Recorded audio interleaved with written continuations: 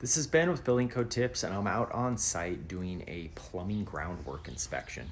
And normally, when you're in a basement and you're doing a groundwork, a backwater valve is required.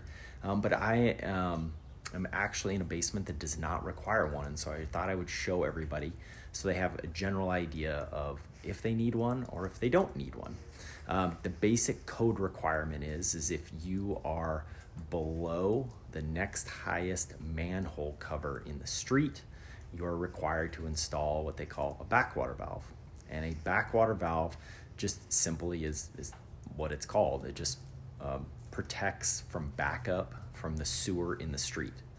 And it just protects basements from flooding. If somehow the sewer out in the street, the public sewer, was to back up, it would then hopefully stop that from happening and overflow in the next highest manhole cover in the street.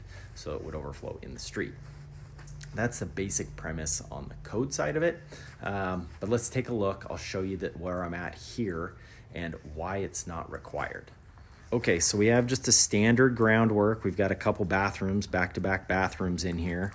They've got all their fittings correct, all their pipe sizes are correct. Generally, if they had a backwater valve, they would not put it on fixtures that are above the next highest manhole cover in the street. So this, which feeds the upstairs, this 3-inch would not be on the backwater valve.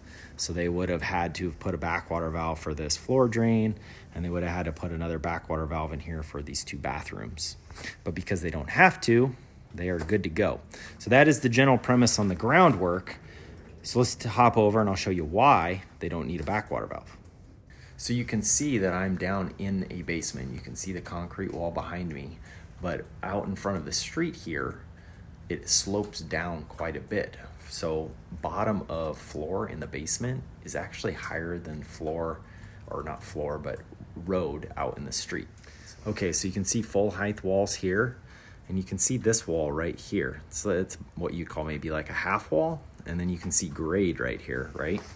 And if we're talking height wise, I'd tell you this wall is about 4 feet high. And if you look right out here, you can see, and it's maybe hard to tell, but there is quite a bit of a drop right here to get down to the sidewalk. And so we're talking probably 5 feet, 4 or 5 feet of drop. And then you have the curb on top of that to get you down to street level. So next highest manhole cover would probably be one of these directions, right? But the street's pretty flat, so backwater valve is not required.